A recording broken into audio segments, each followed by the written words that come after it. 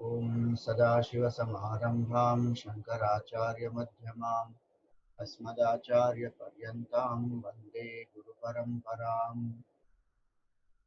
Shruti-smriti-purāṇānaṁ Ālayam Karuṇālayam Namāmi Bhagavad-pādam Shankaram Loka-shankaram Samasta-jana-kalyāne Niratam Karuṇāmayam Namāmi Chinmayam Devam Sadgurum Brahma-vidvaram Sarva Vedanta Siddhanta Gocharam Tamagocharam Govindam Paramanandam Sadgurum Pranatosmyaham.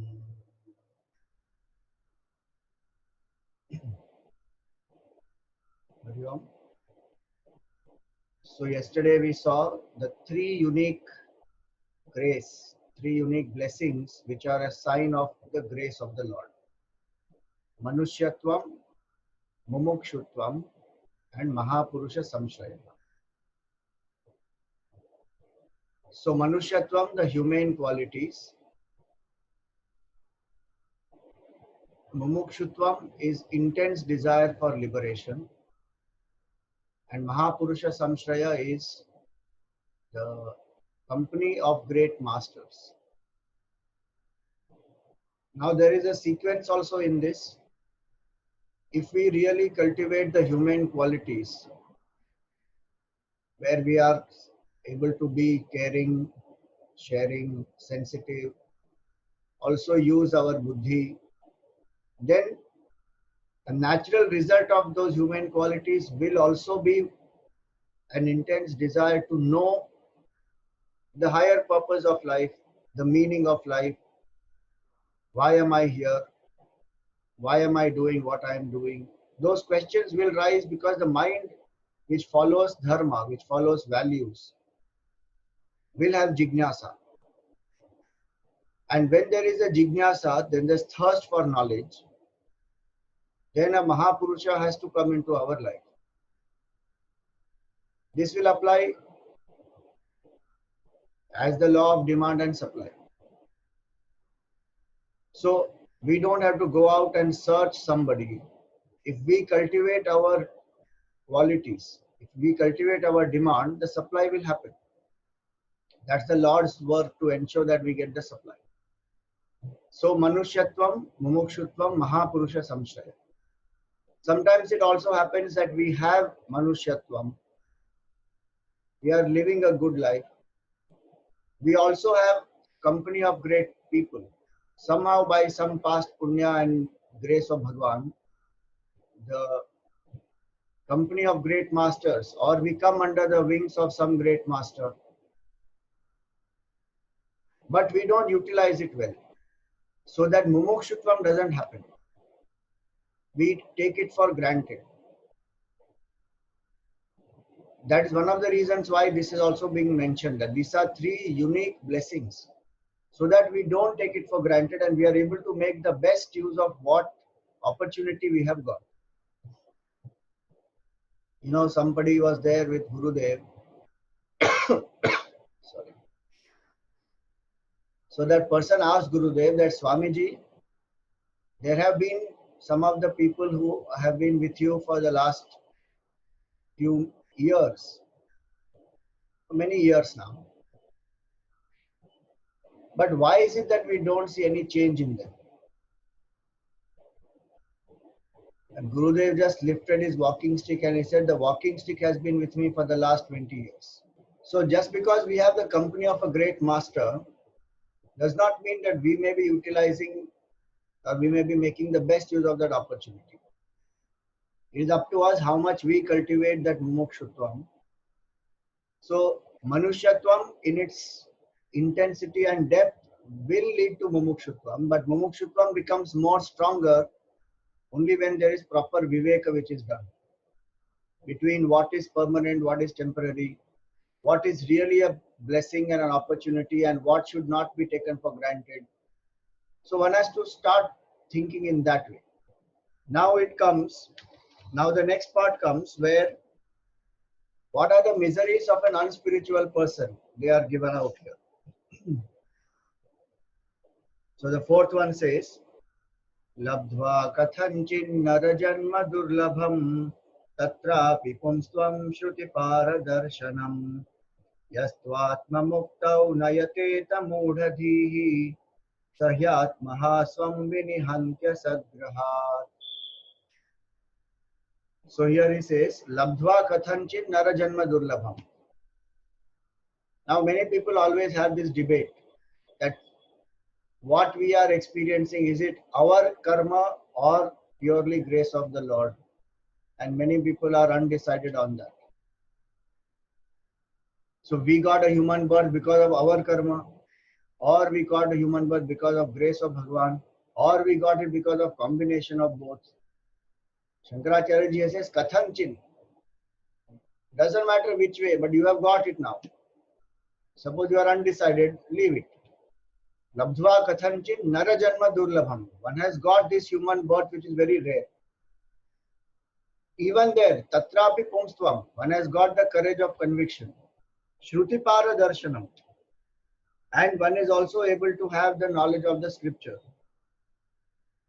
Yastu atma muktau na yateta. And even then, if this person is not striving for liberation,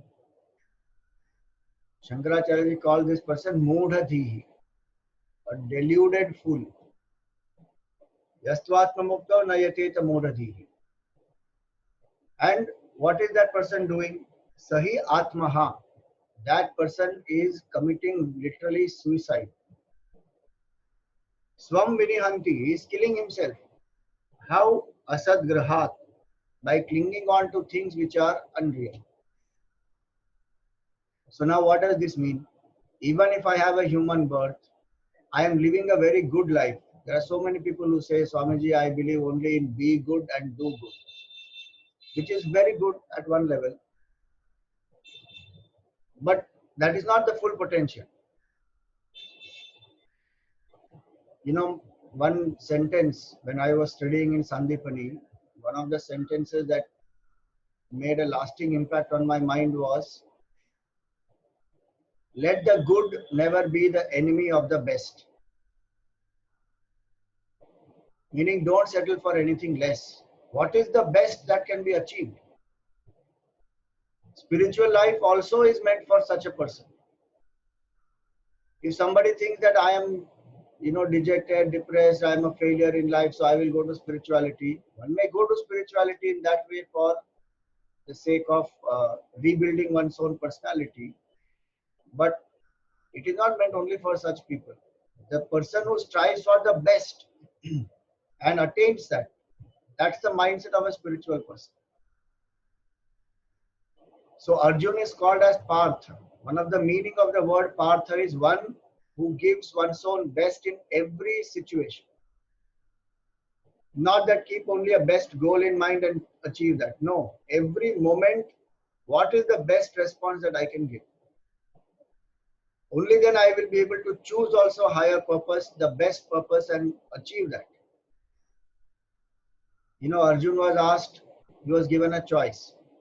Should you, will he choose between the army of the Lord, which is one Akshauhini, which is thousands of soldiers, or he will choose Bhagwan, but who will not fight? Now, if we look at this situation, from management standpoint, Arjun made the terrible decision. He chose Bhagwan when his resources are already less. He has only 6 Akshauhini army. Pandavas have already 11. Now, ideally, he should have just taken the army. And especially, why take Bhagwan when he is not even going to lift a weapon? But Arjun, without blinking an eye, he said, Bhagwan, I choose you. So it looked as a very terrible decision to make, but that was the game changer. That is what made the entire change happen, that Pandavas ultimately won the war. What does that signify? That decision of Arjun is a choice that you and I have every moment. To choose the Maya of the Lord or to choose the Lord. To hold on to the Asat or to choose the Sat. Sat is the best. Sat is the only truth actually. Everything else is an appearance here. So a person who chooses the best is called as Parth. And this choosing the best has to be cultivated in us at every moment, because there is tamo guna and rajo guna which will not allow us to settle for choose the best. It will make us settle for something either mediocre or maybe good, but not the best.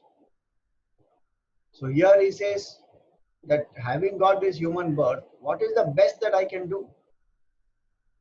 One should ask oneself that in this human life, what is the best that I can do?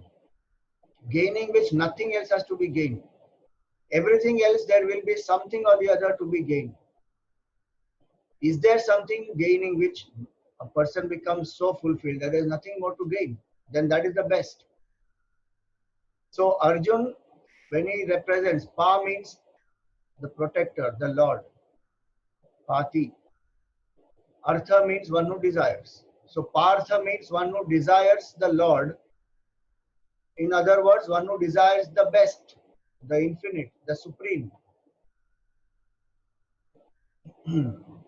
So here he gives that example, that having got this human birth, what is the best that I can do?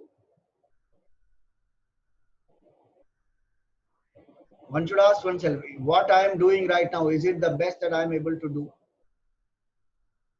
Or is there more that I can do? This is not about greed, this is not about ambition, this is about manifesting the potential which will benefit me and the society around. And doing it with that attitude of service. So the best that one can do is wake up to the truth, and in that process to wake up to the truth, help others to awaken.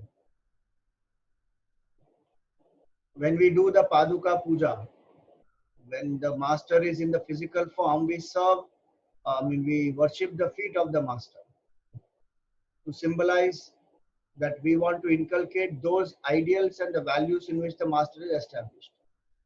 When the master is not in the physical form, then we are worshipping the padukas, the sandals of the master.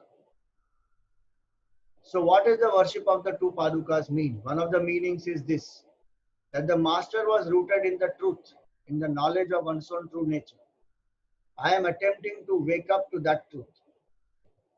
And in that process, I need to have a mind which is pure, all those qualities which were said earlier. So let me serve the people around me. So that is the second paduka. Wake up to the truth and help others to awaken.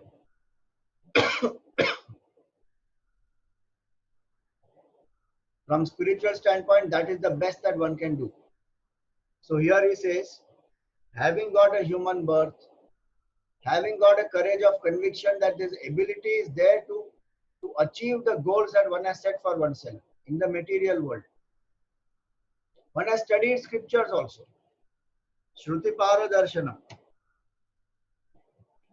And yet, Atma Muktav na yateta. Yet if a person is not striving, now why would a person not strive?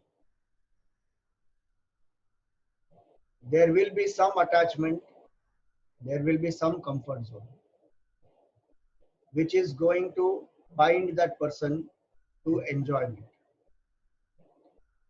So even though I may study the scripture, even though I may know that moksha is the ultimate goal, and moksha is that which is what we all are evolving towards, still the mind will play different tricks.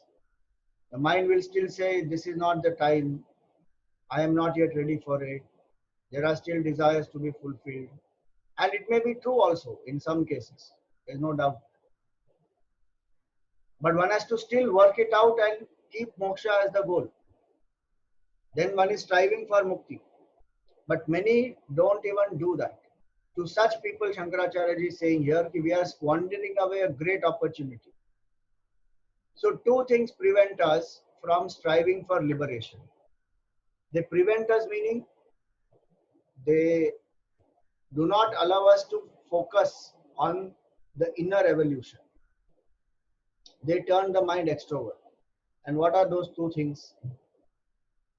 Those two things are, one is bhoga aasakti, the craving for sense enjoyments and pleasures, and other is karma aasakti, the attachment to action and doing something.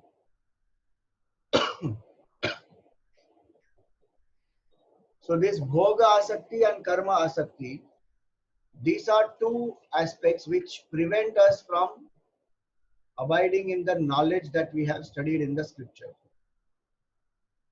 A simple example of that is, suppose even at a daily level, if we see at our daily life, in our daily life, the knowledge is there that smoking is bad. It is harmful. Smoking kills. Knowledge is there. And yet a person smokes.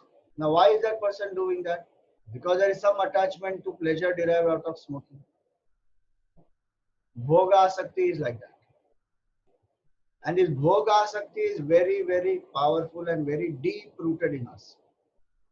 Because we have come from the animal realm, so many lives we have lived there in that level.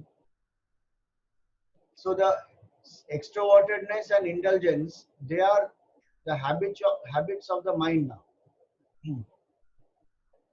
So one very famous example for how deep rooted is bhoga asakti is given. So there was this person who was going in the forest, and suddenly he finds that there is a tiger there, and he gets very scared and he starts running.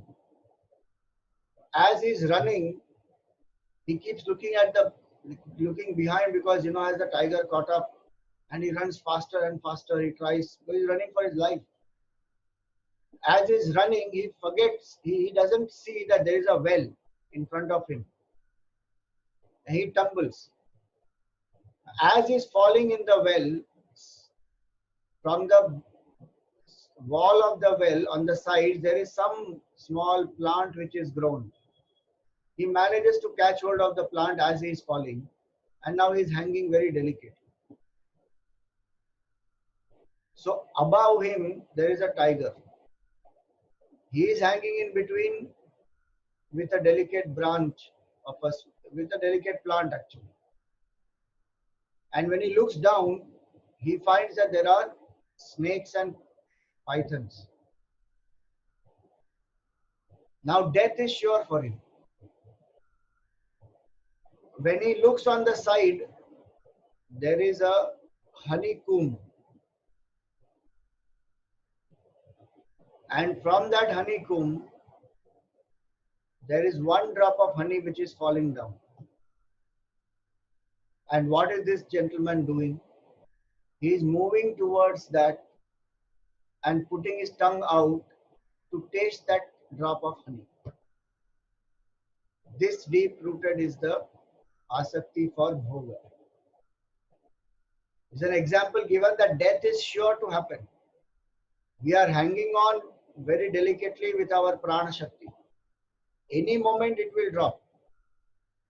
Not that we will become old and then only die. Any moment can be the last moment. And yet the tendency to indulge and enjoy is so high that it prevents the mind from living the higher values of life. So here he says that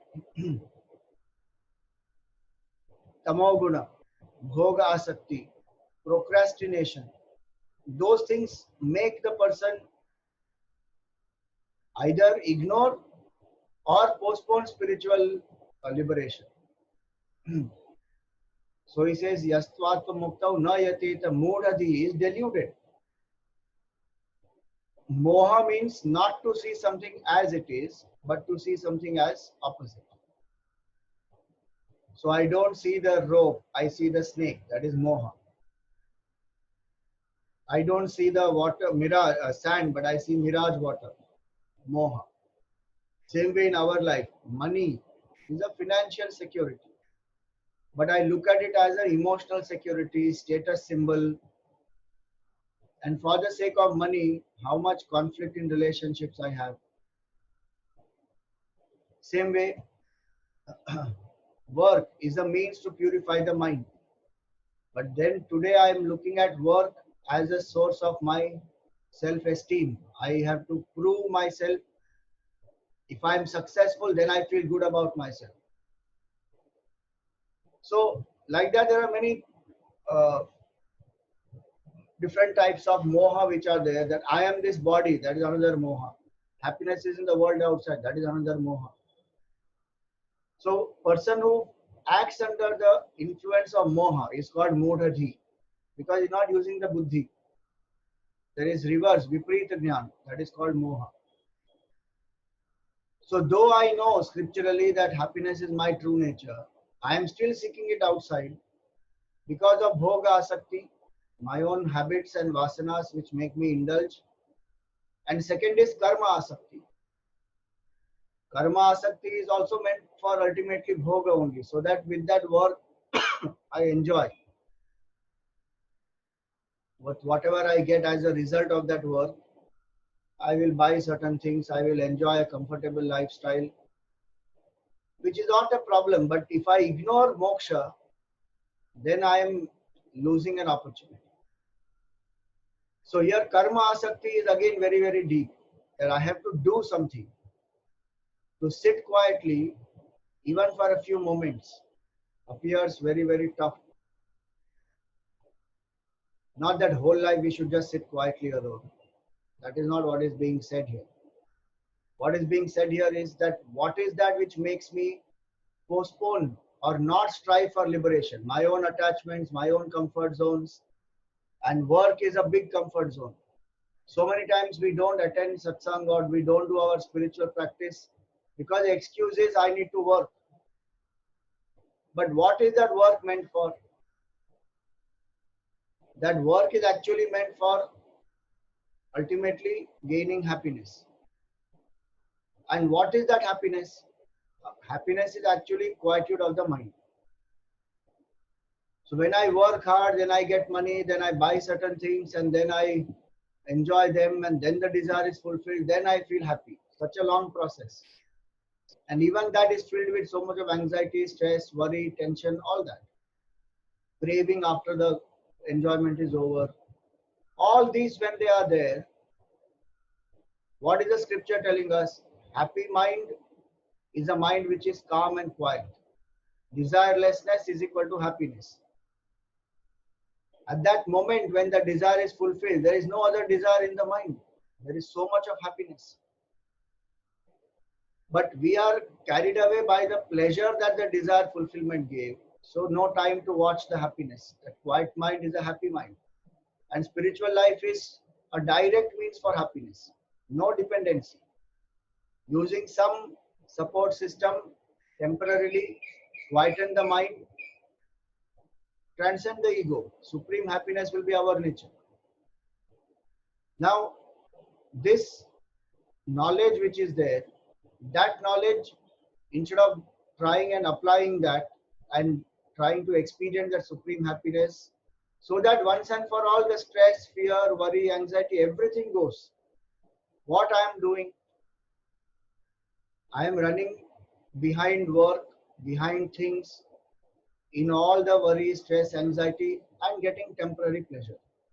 So what are the choices? Choice is to work with such a right attitude that I get the supreme happiness, or to work with the attitude where I am more extroverted, more stressed out, more agitated, and get temporary happiness. So Vedanta says here, Shankaracharya ji says that such a person is a mudhaji. Yastvatma muktau na yateta. He is not striving for liberation. So if I understand why am I working, I have to ask myself that what is that which I really want to achieve through work. And balance. Nowadays they say work-life balance. Work-life balance must be actually also including work and spiritual sadhana balance.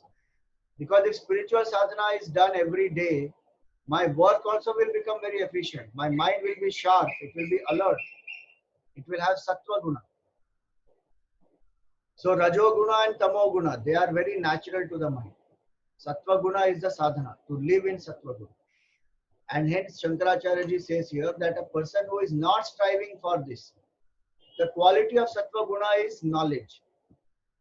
The quality of Rajo Guna is dynamism. Quality of Tamo Guna is indulgence and ignorance. So the more I live in Sattva Guna, knowledge, the more will be the desire for liberation. Hence he says here, Yastvatma Muktau na yateta mudhati. Now to help us to reduce karma asakti and bhoga asakti, the whole spiritual life also is filled with so many different types of sadhanas. So to live in tapas helps us to reduce the karma bhoga asakti. So tapas, we will see as we go along. What does all that mean? It doesn't mean to torture oneself. It is to regulate, discipline oneself, and any effort to come out of my comfort zone is called tapas. So if I am used to getting up late, if I say, I will get up early at 6 o'clock or whatever time, 5:30, then I am doing tapas, where I am pushing myself out of the comfort zone. So that is one way to get out of bhoga asakti. So vrata, japa, upvas, tapas, many of these, they are methods to discipline the mind to come out of comfort zone. And karma asakti goes, one is by studying, by reflection intensely, as well as by changing my attitude from selfish purpose to a selfless purpose. Then the karma asakti will go. More of this we will take up as we go along in Vivekachoodamani. But this verse he says that whoever is not striving for mukti, na yateta mudhatihi, sahi atmaha. That person is called atmaha. Atmaha means one who destroys himself. Atmaha is suicide. Why is it suicide? So physically one who drops the human body, that suicide itself is illegal. One should not do that. From spiritual standpoint, definitely, because human birth comes very, very rarely. Should not waste that opportunity. But from spiritual standpoint, what is a suicide? Having got a chance to get out of body identification, not only not striving for body identification, release from body identification, to strengthen body identification, that is called suicide. Where I am strengthening the Jiva Bhav, that I am this entity, I am Mr. So and so, I am this body. So I who am the infinite self, now I am limiting myself and strengthening that ignorance and the false projection that I am this. Like the wave is infinite water. Water alone is everywhere. But if the wave gets identified with one form and says this alone is me, then that is suicide. Because the wave has not only bound oneself to that form, but with that comes all the other agitations, which will destroy the mind and its potential. And the person will not be able to live in a purposeful way or a happy way. So here he says this atmaha. Atmaha means one who destroys oneself, self-destructive behavior. So every moment when I am not striving, when I don't have that mindset in me, this mindset is a very important aspect. Spirituality is not about some rites, rituals, puja, japa. That is one part. But am I 24/7 a seeker? That is my seeking happening 24/7? That I do everything as a seeker. How a seeker will respond? That is the purpose. That is the mindset. Then I am not doing atmaha. How a seeker will get up in the morning. It is when we take Balvihar class, so we teach children So when you get up in the morning, what should you do? So you sit on the bed, you open both the hands, and then you say Kara Grevasate Lakshmi, Karamule Saraswati, Kara Madhye tu Govinda, Prabhate Kara Darshanam. You say you begin the day by chanting this shloka. That on the tip of my hand is Mother Lakshmi. How do we count money? Like this. Karamule Saraswati. At the base is Mother Saraswati. How do we hold the book? The book is supported here at the base. Karamadhye to Govinda. The center of my palm is Govinda, the Supreme Lord. So the wealth and the knowledge both must lead me ultimately to Bhagavan. Today is a new day. I can create, I can use it for creating abundance, prosperity, to gain knowledge, and to use both these to serve the Lord. Now that's the beautiful way to start the day. But for modern life, I wrote a new shloka. In modern life, what do we do? Karagre vasate Facebook, karamule tu Twitteraha, karamadhye tu emailaha, prabhate phone darshanam. Our day begins with that. It begins with phone darshan and ends with phone darshan. So a seeker, how will the seeker respond? First day, first thing in the morning, remember Bhagavan. When I put the foot on the ground, remember that I am trampling upon Mother Earth, so seek her forgiveness. When I take bath, put the water on the head, then I say Gange cha Yamune chaiva Godavari Saraswati. Narmade Sindhu Kaveri Jalesmin Sannidhim. When I eat food, Brahma Panam Brahmavihi. When I study, Saraswati Namastubhyam. When I work, Karmanyevadhikaraste. When I light a lamp, Shubham Karoti Kalyanam. Like that it goes. Now these are Sanskrit shlokas. It's not necessary to chant Sanskrit shlokas all the time. But if you can, then that is a good thing because it invokes that attitude. More important is the bhav, the attitude. So throughout the day, I keep remembering that I am a seeker of the Supreme. I want to know who am I. I want to know what is the nature of the self. And no matter what I am doing, I will respond to it as a seeker will respond. I will eat as a seeker, I will sleep as a seeker, I will walk as a seeker, I will talk to people as a seeker every minute. What is my primary identity? If spiritual life I am coming into, my identity remains that I am a materialistic person following spirituality now and then. That can happen in the beginning, but as we go deeper, one has to shift. The identity has to change, that I am actually a spiritual seeker who is trying to know my own true nature. And everything in my life is meant for driving me to that point, to help me to that in that aspect. You know, for a goal like an Olympic gold medal, or to play for a particular country's team, or to get some, beauty pageant, Miss Universe or Mr. Universe, how much the mind has to constantly keep tuning to that goal, and the whole life is tuned up for that.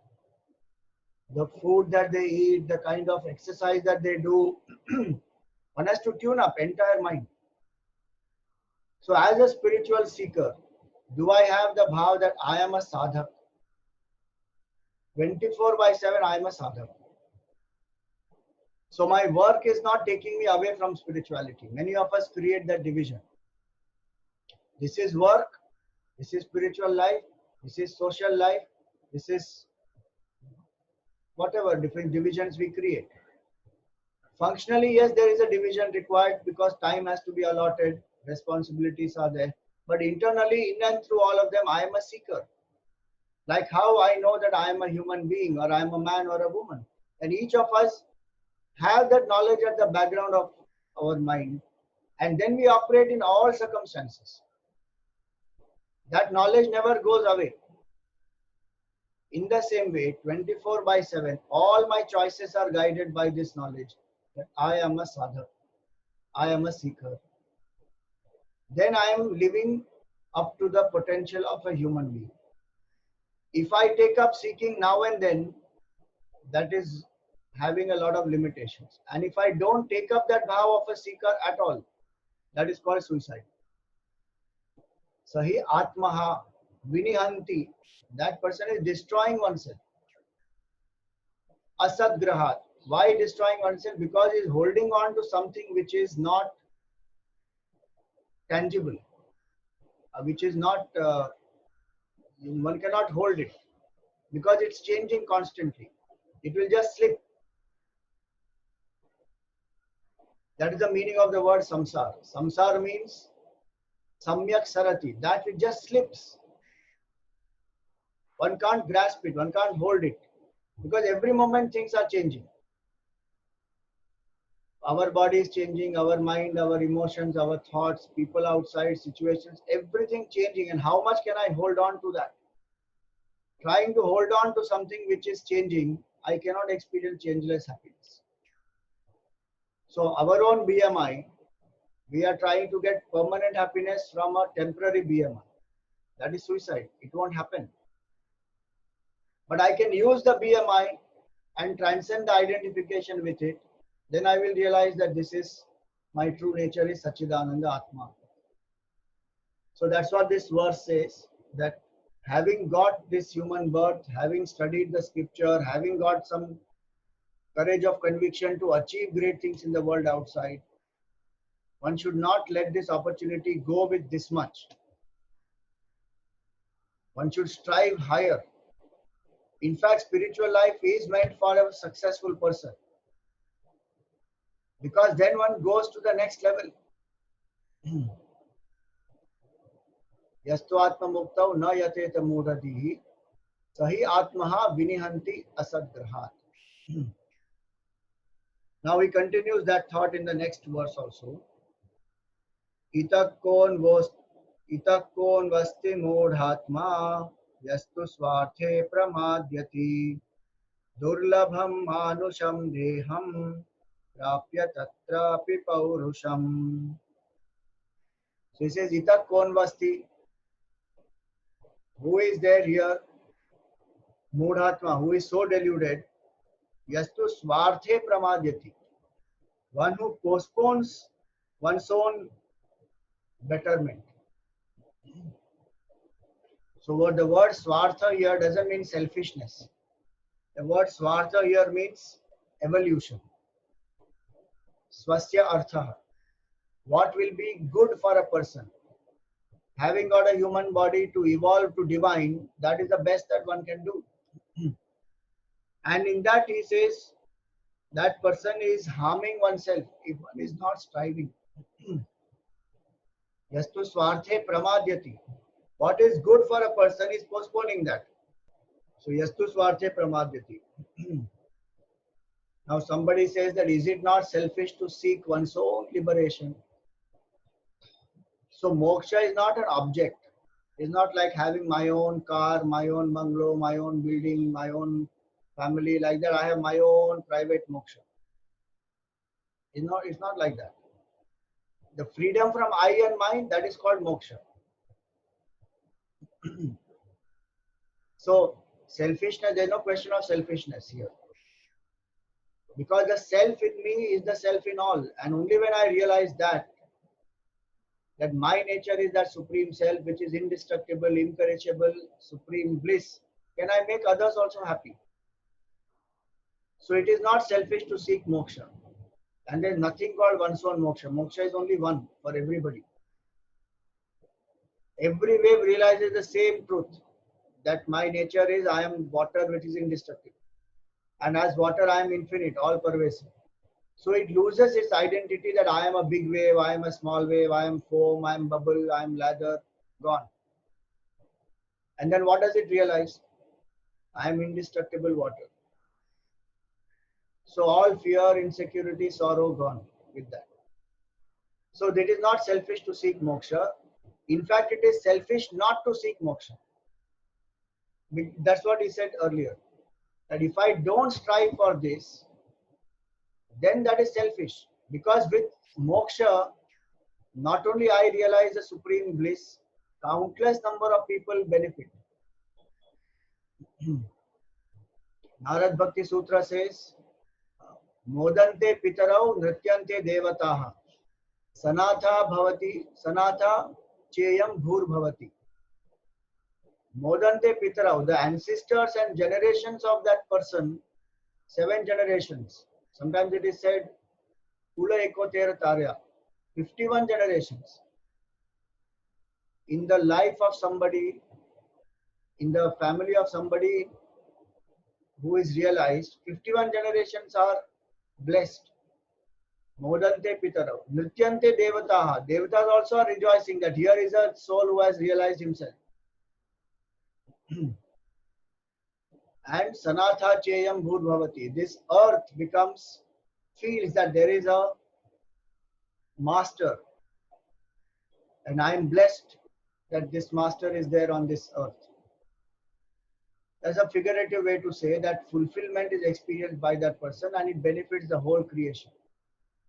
Not to strive for that and to hold on to one's own petty small goals and this identification with the body, that is actually selfish. So he says, Yastu swarthe pramadyati. Durlabham manusham deham tat prapya tatrapi paurusham. Because having got this human body, one did not strive for this liberation.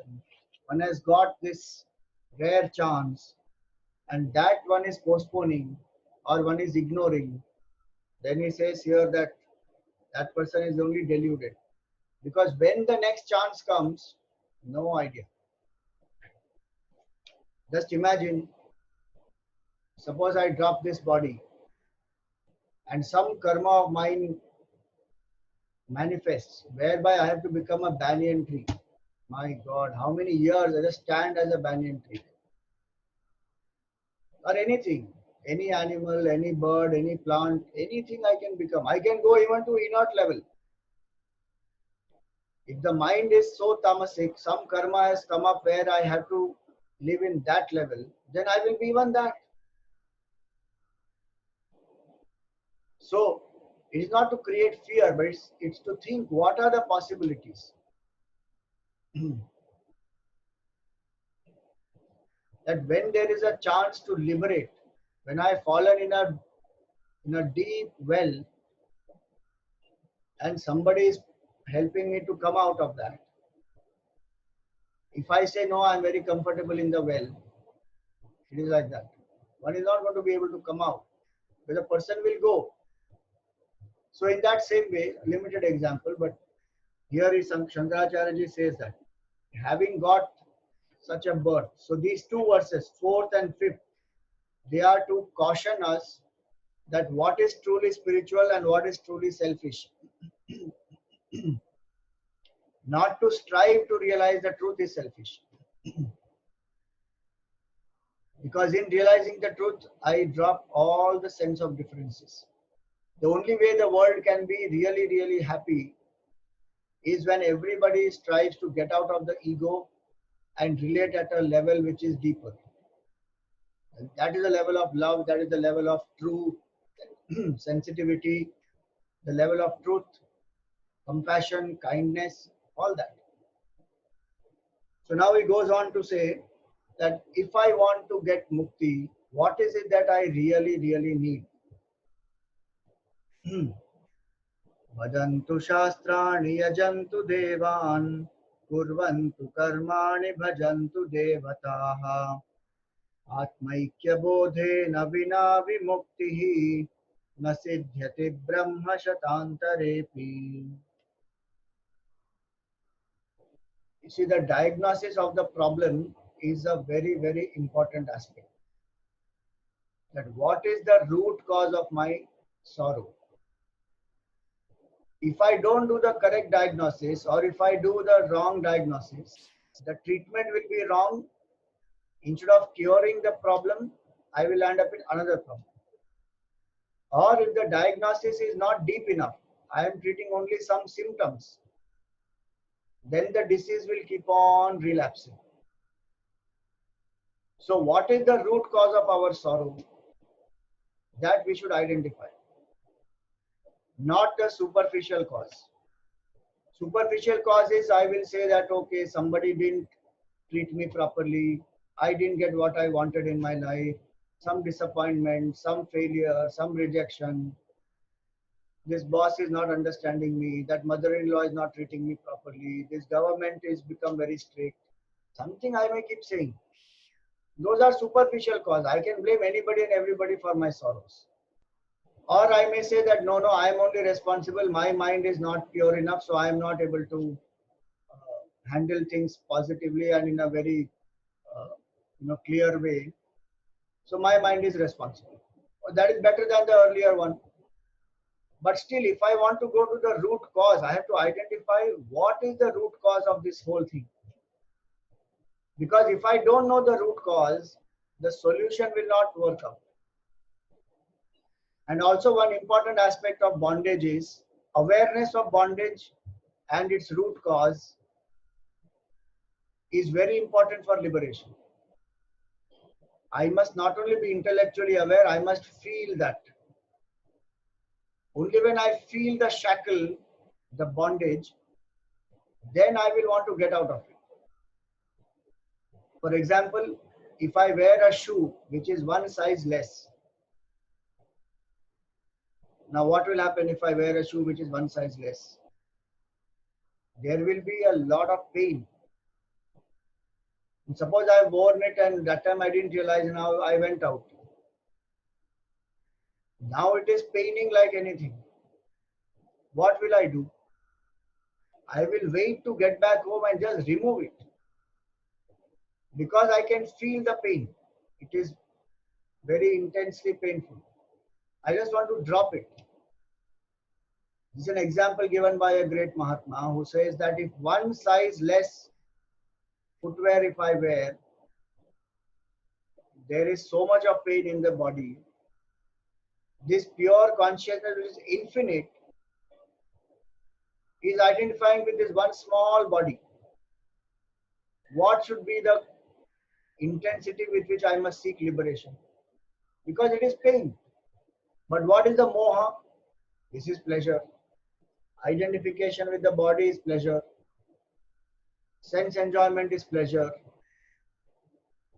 When that shoe is worn, no matter what I am talking to people or enjoying or doing whatever, the mind is all the time occupied. When will I go home and just remove this out? That intensity.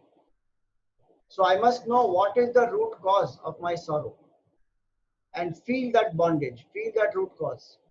Then that ignorance goes. Then that cause will go away. So here he says that first identify the root cause. Otherwise, vadantu shastrani yajantu devan. You can go on giving lectures on spiritual life. You can go on worshipping the great, worshipping the devatas or do yajna, yaga, even do puja of Bhagavan. Kurvantu karmani. You may do lots of actions, selfish, selfless, whichever actions. Bhajantu devataha. You may sing the glories of the Lord also. And yet, atmaikya bodhena vina vimuktihi. One will not get liberation until this bodha happens, this knowledge of the self arises. Na siddhyati brahma shatantareti. One will not get this mukti even in 100 lives of Brahmaji. And even after that. 100 lives of Brahmaji means 1 day of Brahmaji is equal to 1 kalpa. 1 kalpa has 4 yugas. Kali Yuga is 4,32,000 years. And we are only in 2075th year right now. This is just on Sunday that Vikram Samvat 2075 started. We are only in the 2075th year of Kali Yuga. Just imagine, right now itself we feel this world is terrible. Do we want to come back? 4,30,000 years more are there of this Kali Yuga. And things are going to go from bad to worst. In last 15 years, 20 years itself, so many things have changed. environment and water problem and animal problem and so many things, so many species. Yesterday the white rhino got extinct. The last white rhino which was living, dead. So many animals have become extinct. Environment has got a last 15-20 years. Now just imagine when we come back what happens. So 4,32,000 years is Kali Yuga. 8,64,000 is Treta Yuga, Dwapar Yuga. 17 lakh something is 17 lakh 28 is Treta Yuga.